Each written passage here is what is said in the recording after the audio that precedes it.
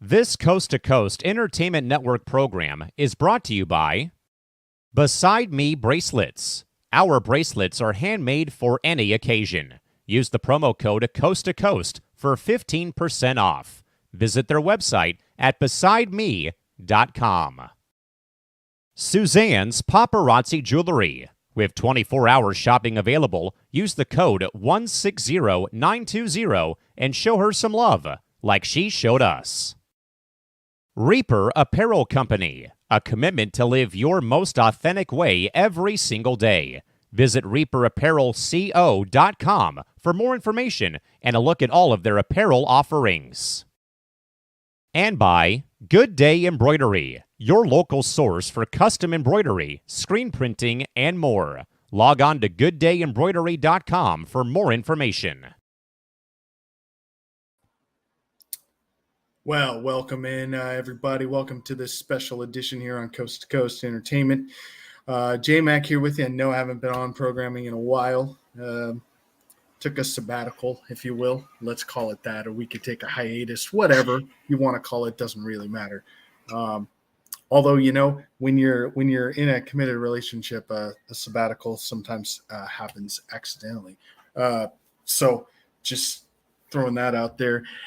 Joined tonight by the one, the only. I think he's on with me every single show I'm on. Been with me the longest of everyone that's here right now. Been with me from the beginning, and I thank you, sir. Yeah. Yep. How you doing, Chris? I am good. Good to be back in crazy baseball season. Crazy baseball season, because that's what we're going to talk about tonight. We're going to introduce the other two here in a minute.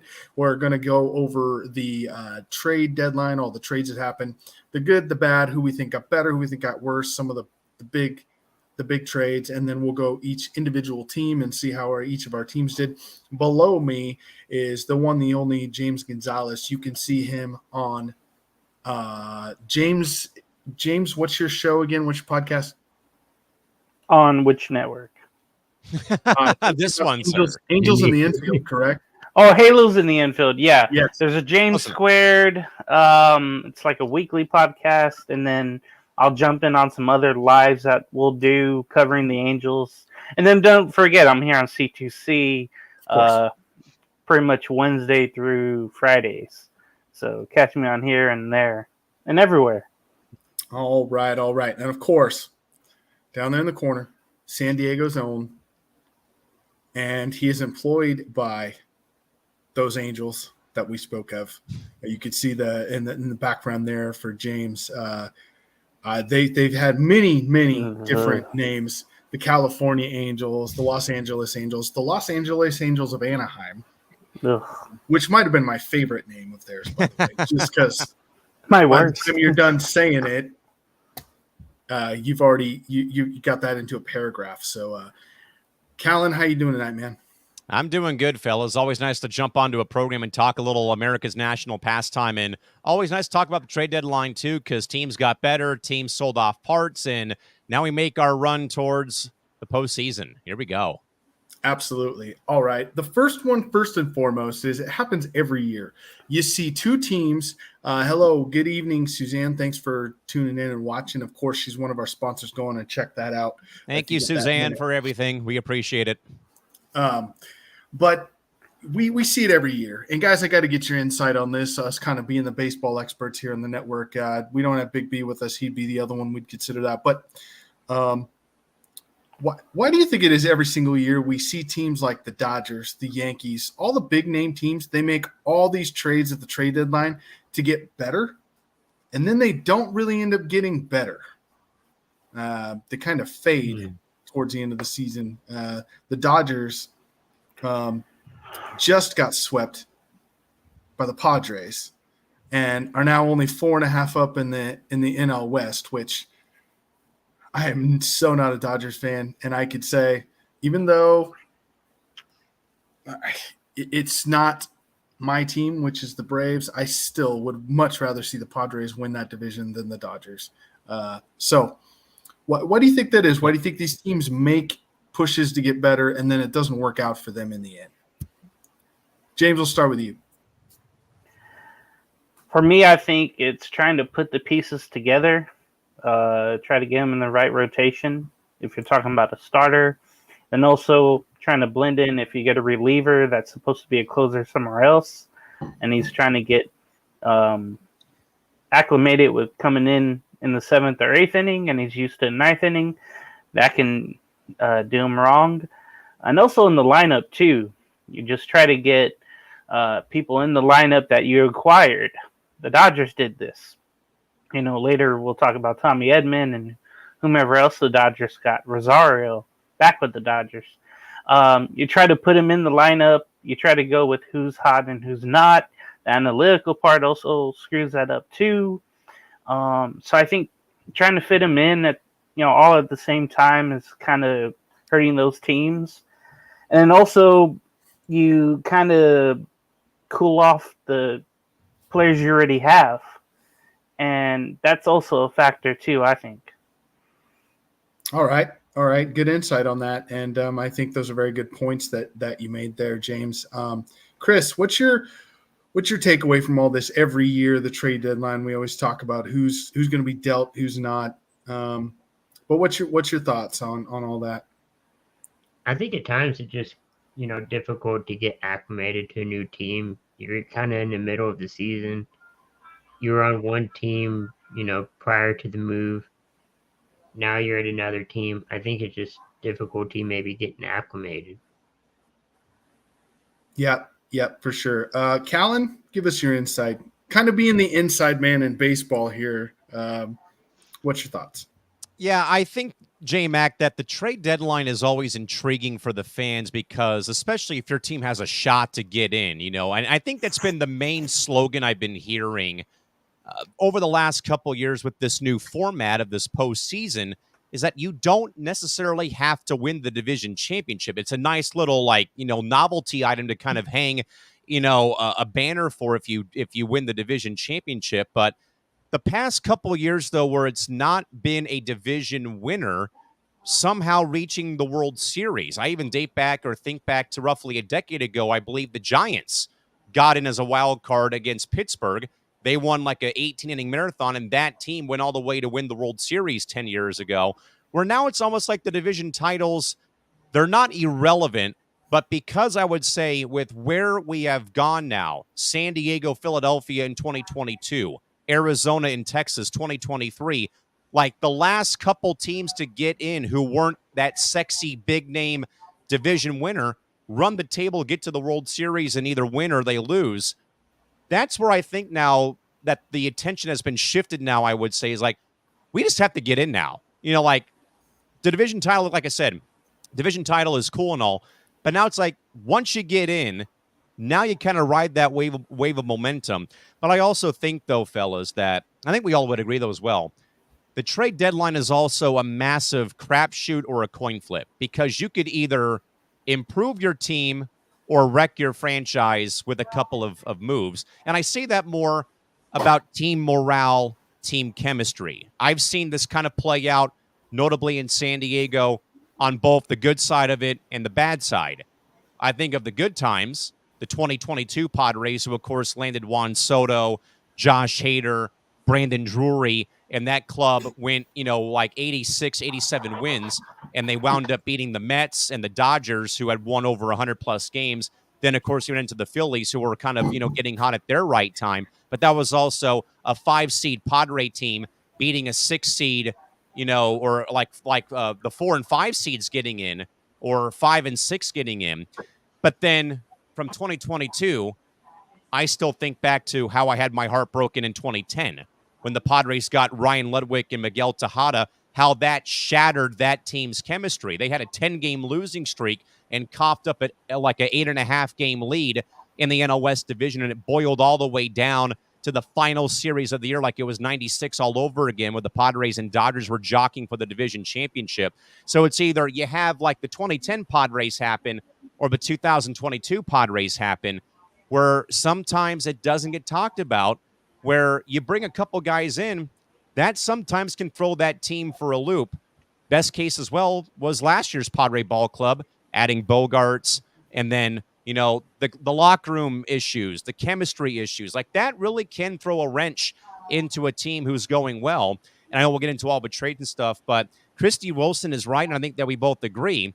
The trade deadline is a major game of chance. Like, you can roll that dice. You can have 7-11 pop up so many times, but when will you roll snake eyes? Like, when will you roll duplicate numbers over and over again on the crap board, basically? Or if you keep flipping that coin, it may keep landing on tails, but when will it land on heads and you don't call tails, basically, is what I'm getting at. So it's always intriguing. And again, it's more about who got better and who lost out at the trade deadline. And I think that this year was probably not the best trade deadline in recent years, but it still, though, had me refreshing X and reading MLBTradeRumors.com and all that good stuff and keeping my eyes on the TV to see, all those alerts come in across the bottom line.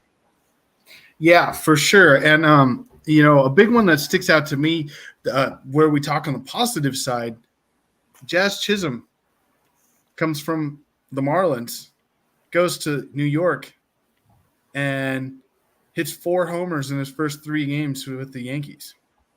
So that was something. I don't mean to interject real quick, but J-Mac, I will agree, because the trade that trade being made, but then though you kind of have like this NFL mini camp, squawking going on from Gleyber Torres, who got very bent out of shape with Chisholm coming into the fold, and he was asked about moving positions, and he really got very upset about it. But all Jazz Chisholm has done so far is hit, and that Yankee ball club all of a sudden has swept one of the best teams in the National League in Philadelphia in a 3-game series. Yeah.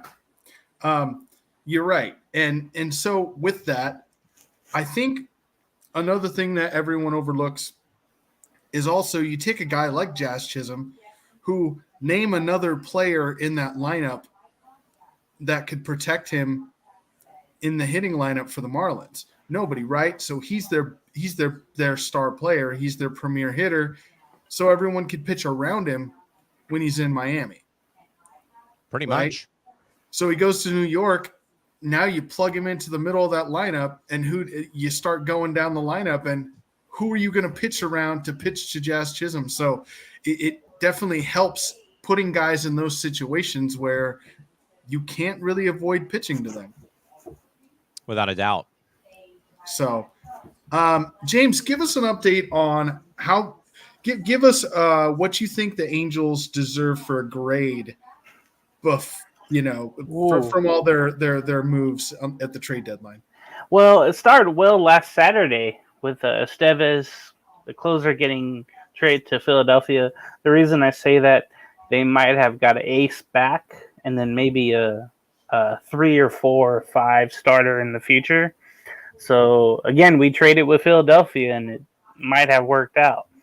The next trade was Luis Garcia, a reliever, going to Boston for 2 infielders and 2 right-handed pitchers. So to get 1 for 4 was kind of shocking to me. But then you talk about what they didn't trade, which really pissed me off. I was at work. I was on my lunch break watching it all not happen. Tyler Anderson, even though he has an 8-9 record, a lefty, I guess nobody wanted him, or for the price, the Angels might have, put it up too high. We saw, other lefties not get traded as well, but for different reasons. And maybe it hurt the market, for all I know. There was also Luis Rengifo, infielder, Taylor Ward, the outfielder, that was supposed to get traded as well, but both had injury issues, and I think the league caught on that. So one main trade piece was done, and then one real surprise of what you got back. But I cannot let the other 3 players slide. I'd probably give the Angels a D- just because they needed to retool the farm system. They went from one of the best to one of the worst in 15 years. I think they're right at the bottom. I think they're 30th in the farm system rankings, and it shows. So they really needed to do something, and they didn't. So a D- for the Angels. All right. Okay. Chris, Give us the updates that the Rangers made, what they did, kind of where you grade that overall. I mean, it's gonna take time. I'd probably say maybe a C. You still have a couple players out from your, roster from last year. They did add Andrew Chaffin from the Tigers, and they added a couple other players too. And I don't know, it's gonna be difficult to tell, so I'm grading it as a C. C? Okay. Yeah. Callan, give us your thoughts on San Diego. I've been trying to wonder if it's an A+, a firm A, or an A- because of what the Padres gave up. But I would probably go solid A across the board for the fact of A.J. Preller didn't want to make the same mistake he made 3 years ago when the Padres in 2021 were like 18 games over 500. Didn't really solidify his pitching staff, and then everybody got hurt at the same time, and they were resorting to Jake Arrieta and Vince Velasquez, and the club finished 79 and 83 that year and totally missed the postseason. So he does not make the same mistake this year by getting one starting pitcher who's been a journeyman in Martin Perez from Pittsburgh. Then he also deals away a struggling relief pitcher, Eniel De Los Santos, to the Yankees for a minor league prospect. But then the big trade drops, though, of Tanner Scott, the Marlins closer, who's on the last year of his contract.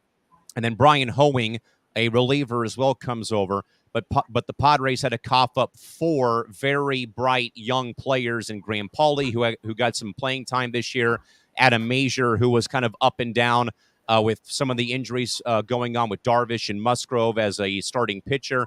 They also gave up Rob Snelling, who was in Double-A San Antonio, but had been very beat up, pretty much beat up, in Double-A ball. And they also gave up an infielder in Jay Bashirs. And I know that James and I talked about this a little bit on Tuesday, that kind of early in the day when this move got announced, a lot of the Padre fans were initially kind of like, wait a second, we gave up 4 prospects for 2 pitchers and 1 pitcher who's a rental right now because he's in the last year of his contract. And the main thing, though, that really was the talking point is like, we don't have any money to keep this guy around beyond this season. But if the reports that I read are true, though, from Ben Higgins of one of the morning talk shows here locally in San Diego on the radio, the Padres are still below the tax threshold. That's been their main talking point, sadly, since Peter Seidler passed away in November. They did not want to keep exceeding that threshold for payroll, where if they stay below, I think, the minimum of 237, all their penalties would reset, and they would be kind of back into a good spot with salary to begin re-signing players next offseason.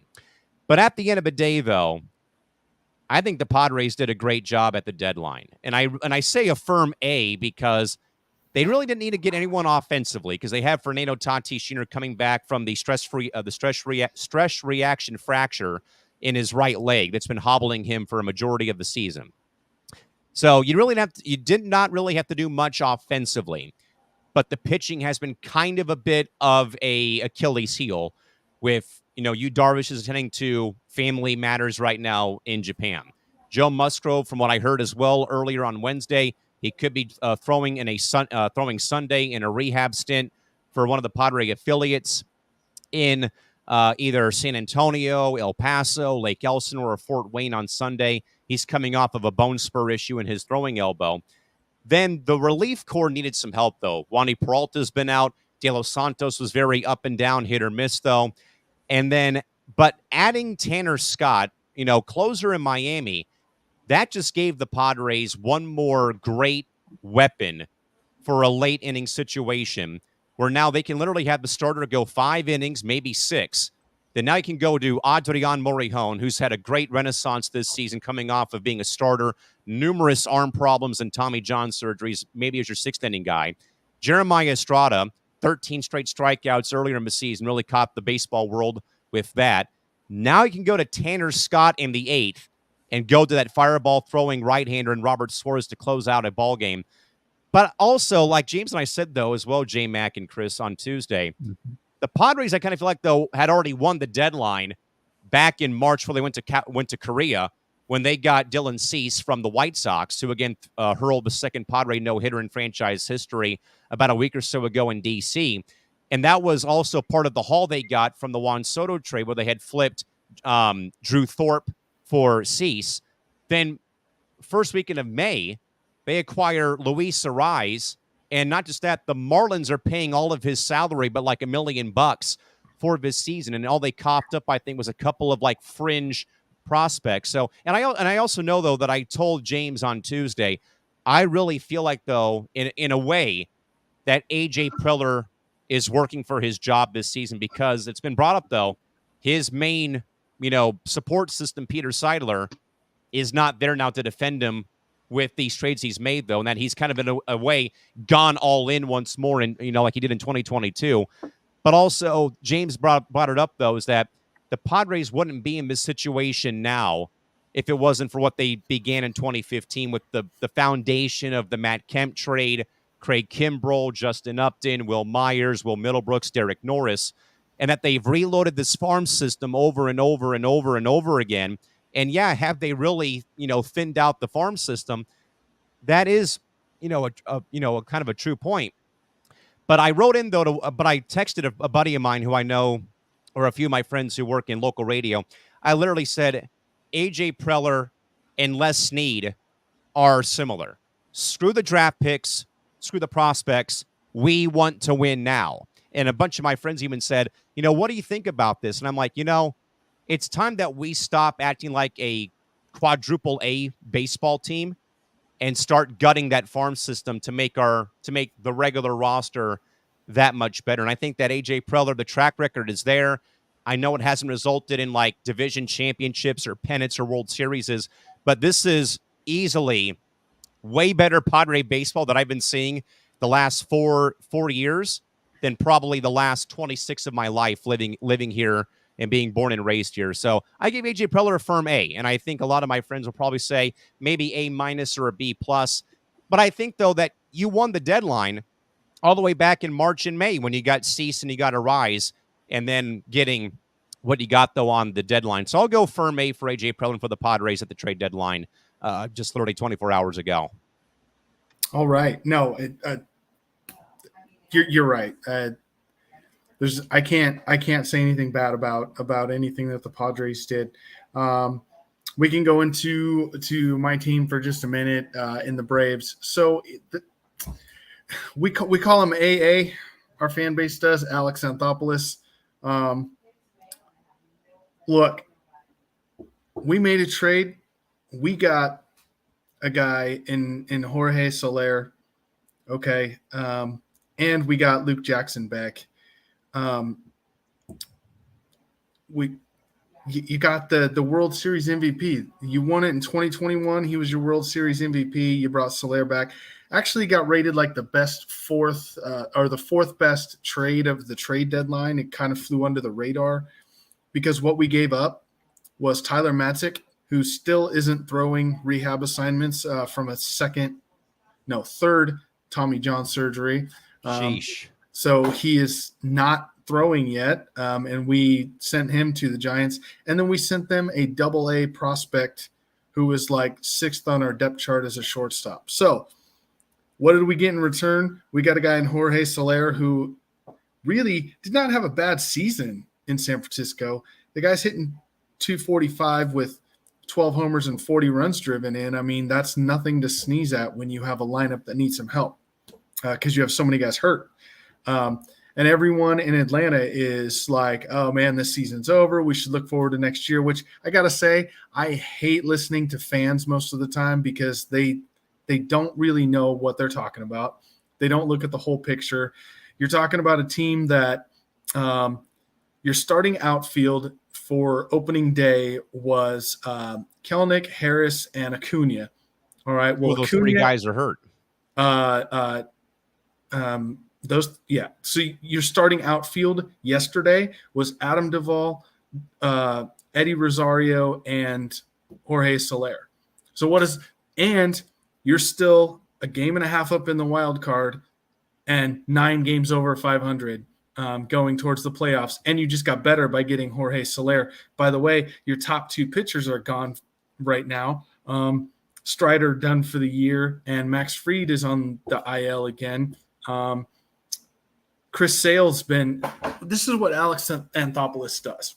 He makes trades sometimes at the trade deadline, but just like the Padres, when Atlanta won the trades this season is when they took Sale from the Red Sox for Vaughn Grissom, who is now back in AAA because he can't play defense at a major league level. And we got Chris Sale, who, by the way, right now is second in voting for the Cy Young in the NL because he's got 13 wins and a sub-270 ERA this year. And much like you said, where the other team is paying their salary, the Red Sox kicked in $2.6 million towards his salary this year, which means Alex Anthopoulos got him for $600,000, and he's second in the NL in the Cy Young voting. Oh, that's winning. You talk about risk reward. This is exactly what you wanted out of Chris Sale this year. So just think you bring Max Fried back, you get in as a wild card, like you're talking about getting hot at the right time, right? So you won't have Acuna back, but you can have Kelnick back, you can have Harris back, you can have Fried back, Ozzie Albies.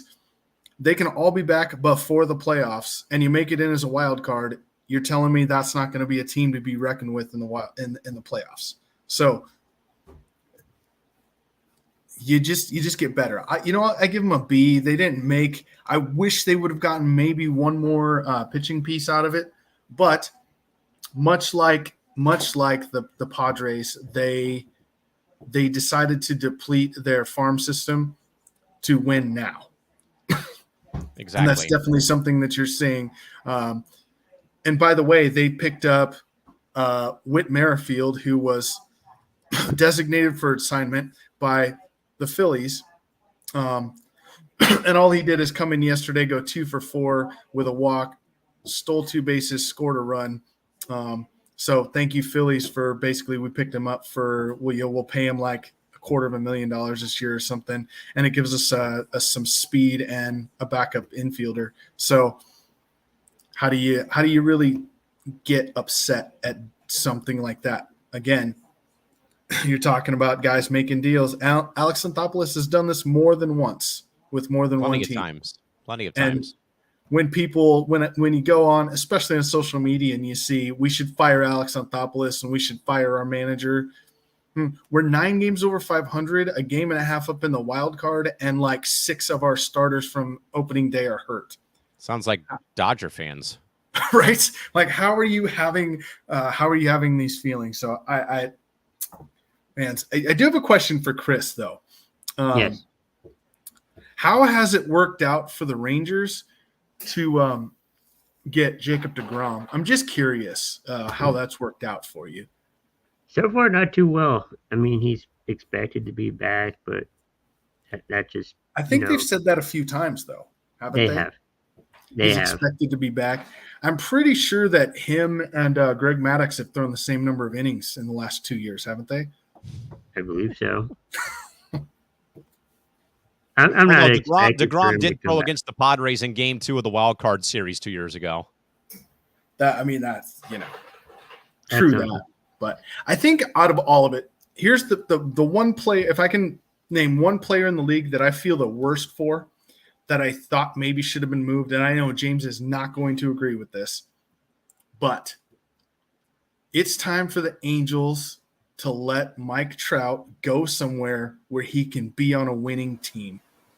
I've agreed with that for like 4 years now, so I'm actually on your side. Yeah, I think that they probably wanted way too much for him, to be honest, at the trade deadline if someone was going to make a deal, but it's time for them to move on from Mike Trout. Let him go somewhere to win. I think his trade value, and I mentioned this yesterday on Coast to Coast at night, C2C at night, where his trade value has gone down the last 3 years, just with all the injuries. Yeah. Being injured every year pretty much since, 2019, 2020. So, and multiple injuries each year or two. So I just think his trade value has gone way down that I don't think anyone wants to take a risk on him. So now the Angels are screwed in a way where they can't get the best deal available of what you would have had 4 years ago. Okay, you could trade you could get back 5 or 6, players. Now maybe 3, and that's because of how much he makes too. And knowing that the Angels are desperate as well. So it's just the whole organization's in a bad spot, and it just comes from interference from the top. And that's what I felt like yesterday came about, just because no deals, thrilled them, and then they were probably asking too much for who was available. Sure. No, I get it. Okay. Real quick, let's take the next few minutes. Let's go outlook for the rest of the season for your team. Maybe the expectations of what you're expecting. Everyone every year says their team's going to win the World Series. I mean, that if you except James. James is like, yeah, I know. Jeez. By the way, got to throw this out there. The White Sox lost their 17th consecutive game today. They're now on pace to have the worst record in a 162-game season. And the big losing team, I think, of the trade deadline, which is weird. Some experts say they didn't. Some say they did. The Marlins got a lot of prospects, but can you imagine being that AAA manager in the last few days in Miami? He's probably calling the organization like, who am I supposed to play tonight in this game? Because you've traded away every single starter in my AAA on my AAA roster. So kind of interesting there. The White Sox got rid of a lot of people because, well, they're going nowhere. You might as well just put a bow on the season and hope for next year, because they got nothing in return either. As far as that goes, because you never know with a prospect. You could have a prospect that's supposed to be the next big thing, and then what happens with that? So you never know. But real quick, let's go through. Chris, start us off. Tell us what you expect out of the Rangers this year. Hoping just to make the playoffs. I know we're not going to go anywhere since we already won the World Series, but hopefully just make the playoffs. All right. James, Angels. Don't lose 100 games for the first time in franchise history. I think the most they've ever lost was 95, and that was in 1980. That was a year where the players revolted on Jim Fregosi, the manager. Just for the young players to continue to develop and to learn on the fly. I mean, look, they're 47-61, 9 games out of first place, 12 and a half out of the wild card. They're not going to make the playoffs. I just want Ron Washington to keep doing what he's doing and put belief in the young guys and Neto and Ohapi and Shanuel, and try to get the most out of Joe Odell and Moniak, our outfielders that are just really, really bad hitting average-wise, but they can supply the power and speed. But both of them have not been able to get to that level that they need to go to. I just want development, and it's already been growing pains here and there, winning streaks, losing streaks, and I know it's just going to continue. Now, usually they do end the season kind of respectable. I feel like this year that won't be the case. Injuries and bad play, it's just bound to happen. So not to get to 96 losses, I think, is the key this year. Try to stay under 93. That would be nice. All right. Reasonable. Before we get to Callan, I got one last thing to say about the Angels and the other player that maybe it might be top 5 worst signing in Major League history. They took Anthony Rendon, and that guy is a joke. I mean, the guy has basically said, I don't even like baseball. So I don't care to come out here and play every night. And I believe a quote, if I'm not wrong, his actual quote was something like, "You really expect me to play every day?" I don't remember him saying that. Maybe on a podcast a year ago, he might have said, or this offseason, It he might have might been have said, close to that, but it was basically like, you expect me to play 162 games a year. oh, okay, yeah. That was Yeah. with that pastor, whomever he was Right. talking with. But yeah, he mentioned in spring training this year, he was saying, well, with God and faith, or family, I would put those above baseball. Like if I had to quit, I would do it right away to spend time with my family or be faithful. So, yeah, and the thing is, around Heedy, we call him number 6. We don't give him the respect that he doesn't deserve. So we call him number 6, and we mention always that he's never a baseball fan of the game. He just likes to play it. We knew that coming out of Washington years ago, and nobody really thought of it, because he was never really a big name until he got 1, 2, 3 big years that he had in Washington. But the only reason the Angels got him because he was the next big name. They couldn't get Garrett Cole, so they got Anthony Rendon. And they didn't really need third baseman. They needed pitching. But that's where Artie Moreno, the owner, and whoever is the GM just has to do what he says. And it was never supposed to be an Angel. The fans hate him. I went opening night or home opener. We all booed the hell out of him. That was a great feeling. So I'm hoping one day the Angels finally get to their senses.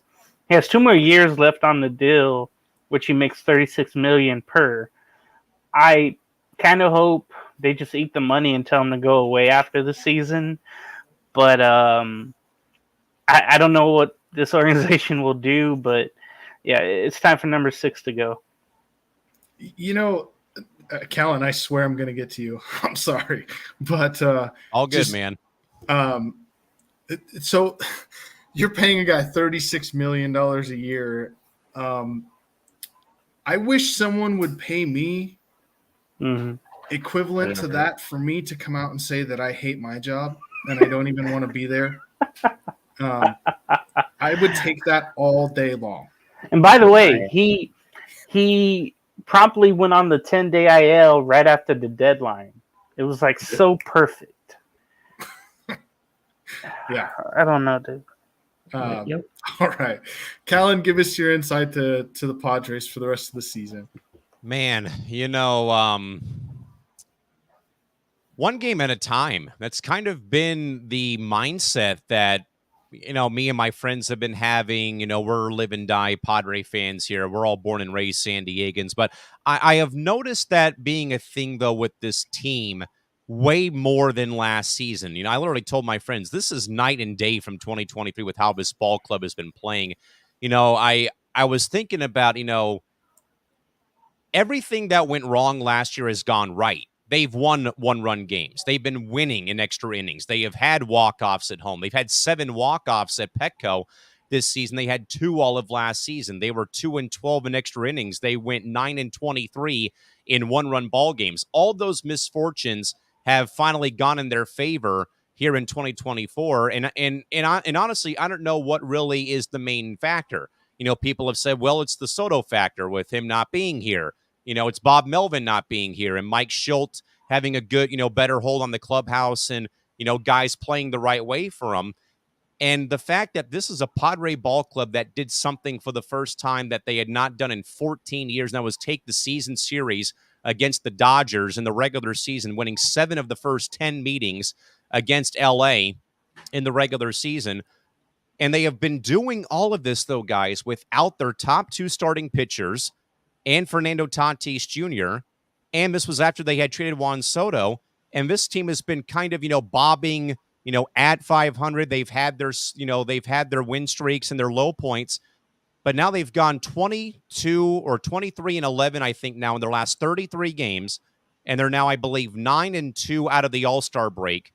And now the gap is 4.5 games between them and first place and their first division championship since 2006, if in fact all goes according to plan. But I love the mentality of like, okay, we won the game. Who's next, kind of in a way. And they've been going game by game. They're not looking ahead, way further. Like, okay, we won tonight. We got to do it again tomorrow.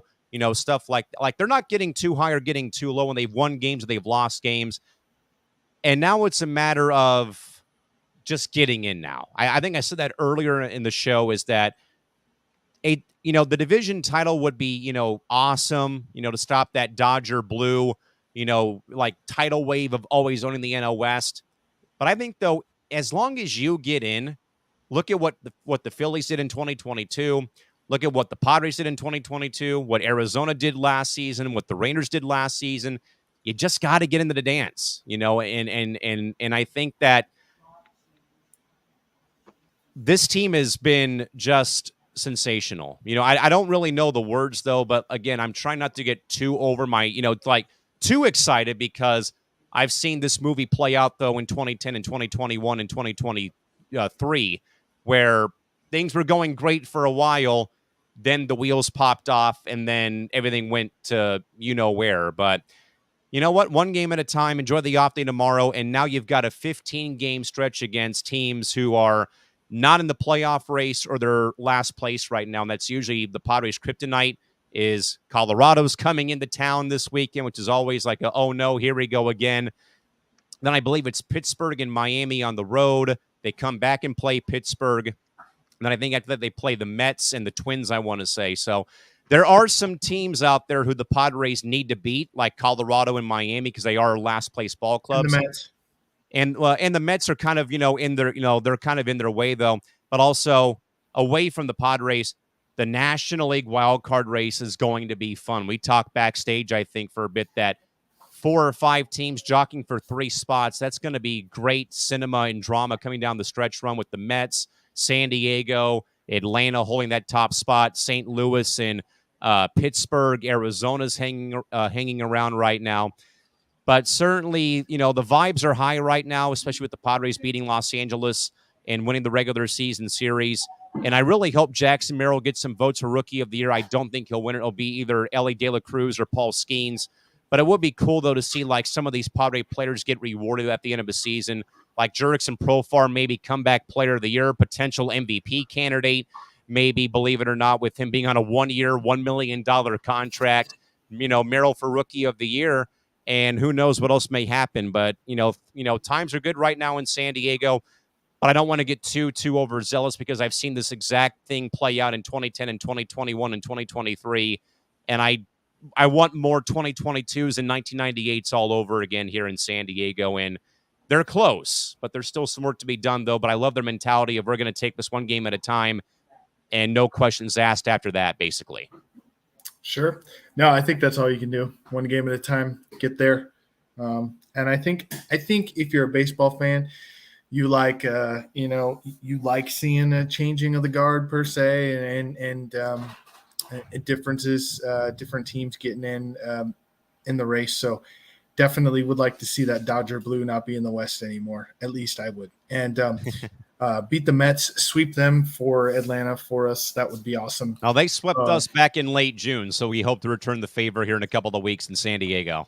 Yeah, because I can't stand the Mets and the Phillies. I would say I can't stand the Nationals or the Marlins either, but they're never a worry for us, it seems. It's always the Phillies and the Mets. Mainly the Mets, all those years in the early 2000s and the 90s. Mainly the Mets. And I disdain on the Mets. However, I got a funny story about the Mets. So the Mets are in the NL East, as we know. The Pirates are now in the NL Central. Yet since 1990, the Pirates have more NL East titles than the Mets do. I always like telling that story. That's crazy.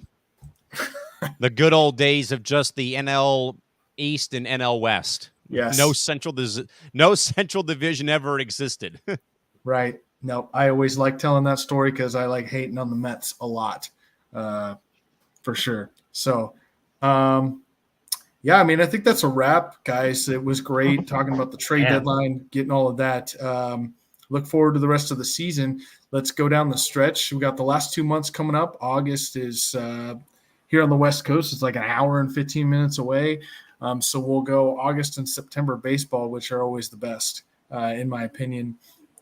If you don't watch baseball the rest of the year, you watch those 2 months. And then, of course, October. Who doesn't watch in October? Exactly. Let's go around and get final thoughts. Shout out your next show when you're going to be on again, when we can see y'all. And so let's start at the bottom. Let's start with James Gonzalez.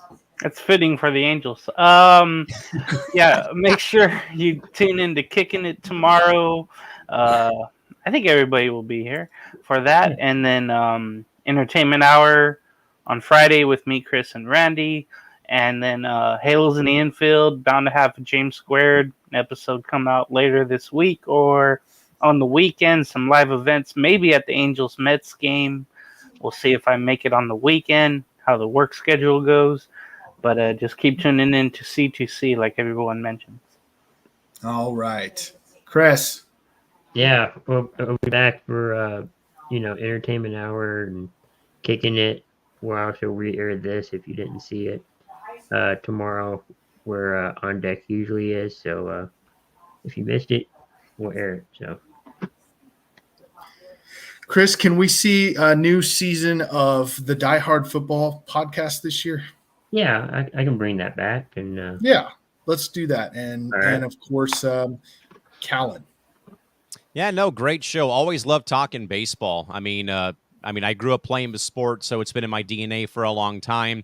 I did want to make one quick note, though, a little bit, that we didn't really talk about a lot of the trades, though. But I do have to say, though, and this is not even my own, fan bias, though, but I was really, though, guys, baffled that the Dodgers did not address any bullpen issues or their bullpen issues on Tuesday. That was very shocking. I know about Jack Flaherty and then Tommy Edman getting picked up, though, but them not getting somebody, though, to be a reliable closer in wake of what we have seen this Dodger team go through with blown saves in Detroit earlier in the season, blown saves against the Padres on Tuesday night, with Blake Treinen giving up 2 homers to Machado and Merrill that tied the game in the bottom half of the ninth. That was really jarring to me, is like, how do you have this much of a gaping hole in your bullpen and you don't address it in any way, shape, form, or size? But yes, for those that were wondering, again, I was away on my own break, like J-Mac had said about himself, though. Was wrapping up my Little League baseball season, got some other invites to do some other high school games in town, and had to just kind of, detox and relax for a couple of weeks coming out of the work schedule. But my regular season begins, though, coming up on August 8th, but Press Row is going to be back on Thursday afternoon, our first program since end of May. But we'll have plenty, though, to discuss regarding Olympic viewership. I know that's been a very big talking point with, events that have gone on. I can report already we had 28 million people watch the opening ceremonies, good, bad, ugly, or indifferent with that story, away from the sports world with that. But we'll have more about that. We'll talk about what's going on with the whole debacle of TNT and the NBA and other stuff involving sports media and sports business. And our men's roller hockey league podcast is also back on Sunday. Right now at around 4 o'clock. That might change with me heading into work on Sunday. But we've been off for 3 weeks from our league because we've had multiple nationwide tournaments that all of our guys have been playing in up in suburban Orange County, California, up in Irvine. So we're going to be back into a pretty nice little flow and rhythm finally here. So again, catch me tomorrow, 1 o'clock Pacific time, 3 o'clock Central for Press Row. And after that, whenever else that anyone needs me on, I'll be here. All right. And a couple of announcements I want to make myself is that the Bro Code podcast will be back the second week of September. We will take our normal spot Monday nights. So watch for that. We'll be bringing that back. And this year, this next season, before the NHL starts, we will be bringing an NHL show to Coast Entertainment. Cool. It's a working title. We used to have a title. I don't know. We're going to go with that title. We're going to work on the title. I know it'll be myself and Callan for sure on that project. Chris will probably be in there too. I'll jump on. Yeah. He's got to have the Minnesota Dallas North Stars. There you go. I'll have the split hat. The split hat works. Right. But thank you all for watching and listening, however you get your podcast. Check us out on Coast to Coast Entertainment. By the way, if you want us to come and cover your event, we are more than happy to do that. Get a hold of any of us. We can make that happen. We do live sports. We can do almost anything. We can cover almost anything. You get to see us in person. How can it get any better than that? So if you need us to cover something, please feel free to reach out to the network. Any of us can get you in touch with the right people to do that.